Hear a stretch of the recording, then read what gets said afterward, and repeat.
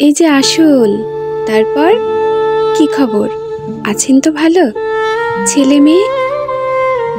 কিছু আলাপের পর দেখিয়ে শপের দেয়ালে শান্ত ফটোগ্রাফটিকে বললাম জিজ্ঞাসু অতিথিকে, এ আমার ছোট ছেলে, যে নেই এখন। বছর তিনেক আগে কাকডাকা গ্রীষ্মের দুপুরে ডুবে গেছে গ্রামের পুকুরে। কি সহজে হয়ে গেল বলা, কাঁপল না গলা, এতটুকু বুক চিরে বেরোলো না দীর্ঘশ্বাস, চোখ ছলছল করলো না। এবং নিজের কণ্ঠস্বর শুনে নিজেই চমকে উঠলাম। কি নিস্পৃহ, কেমন শীতল। 3টি বছর, মাত্র 3টি বছর, কত ওড়না জাল বুনে কেটেছে, অথচ এরই মধ্যে বাজ খাই। কেউ যেন আমার শোকের নদীটিকে কত দ্রুত রুক্ষ চর করে দিল।